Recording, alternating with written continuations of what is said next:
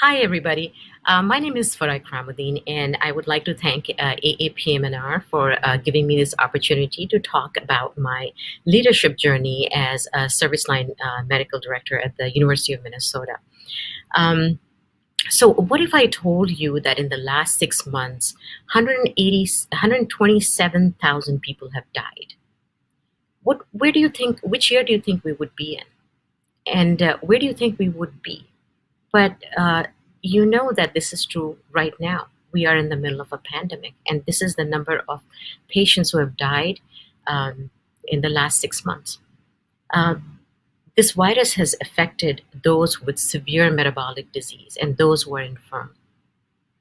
You know, my experience with COVID-19 goes back to seeing a patient of mine, my first COVID-19 patient by the name of Rick Higgins.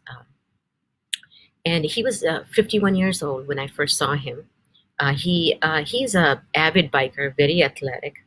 Got admitted to the hospital with just a little bit of shortness of breath and fatigue. Over the next 2 days, regressed considerably and ended up in the ICU and intubated for 4 weeks. When I saw him, he had significant atrophy of muscles. Did not even spare the facial muscles. He woke up in a room alone with people walking around the room dressed up in powerful PPEs at that time. Can you imagine the confusion? Can you imagine the agitation that must have followed?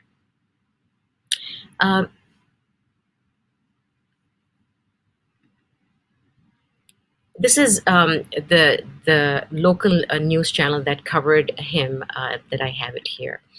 Pandemics are not new to us, right? Even though this is new for our lifetime, and only time will tell us how deep and how profound and long the effects of this pandemic will be. But we have seen this before. The first pandemic was in the Byzantine era, spanned 48 years, killing 50 million people.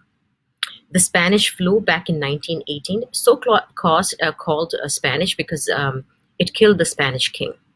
Lasted only 1 year, but killed 50 million people.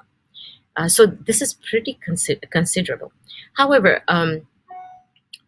when the pandemic was declared by World Health Organization in January this year, we thought we are so advanced compared to 1918 and 1957, 58, that we would not be here, but we are here. And that just shows how nature can be a vicious killer. You know, my organization, of course, got ready to respond to this challenge. In March, my organization at the University of Minnesota, formed a facility called Bethesda that was a specialized COVID-19 facility just for those patients. And a lot of things went into place to manage, understandably, the acuteness of this patient population. No one actually ever thought about the role of PM&R in this. Way down the road, when we have exceeded more than 100 patients in this facility, we started noticing a bottleneck to discharge. That's when the intensivist, the neurologist, the critical care doctors looked around to see, what do we do now? Where do we go? And at that time, a committee was formed. Committee made of a lot of people, and my role in that committee came to be because I was the service line director for rehabilitation, which included PT, OT, and speech. Not really because I was a PM&R doctor. No one thought that PM&R had a role there.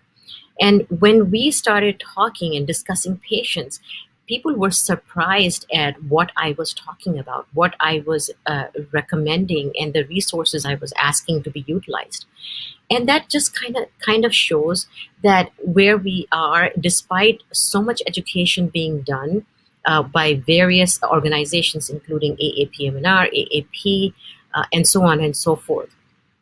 So how many times, especially when I was a newer attending in PM&R, that when I was at loss of words when a medical student asked me, what is it that PM&R does? I was lost at words. Now, with 16 years in work, I know how I define PM&R. PM&R is like a connective tissue is to the body. We are the connective tissue of healthcare.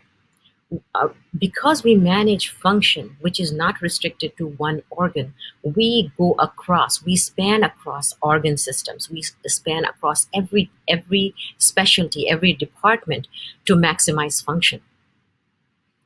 Um, our ability to look at function and maximize function, be it in any situation, be it a neurological diagnosis, be it an LVAD patient, be a BMT, a transplant, is what makes us so special.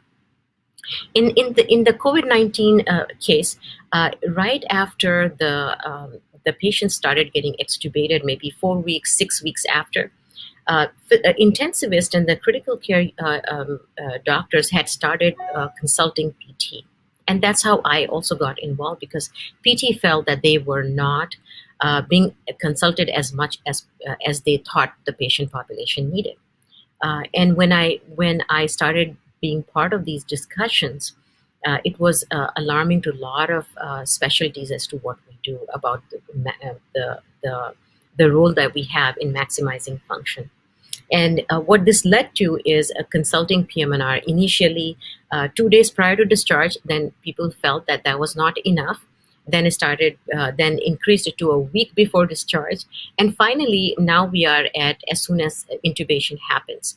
And we are involved along with our therapist in not only educating families, but also educating the ICU nurses. These patients who are intubated and are in prone position require specialized strategies to make sure that the range of motion is done and their function is restored as much as possible when able to. Our ability to recognize all the factors that impact function, such as fatigue, muscle atrophy, hematomas that occur very commonly in these patients, and disabling aspects of various organ systems that fail during the COVID-19 hospitalization puts us at a very good place.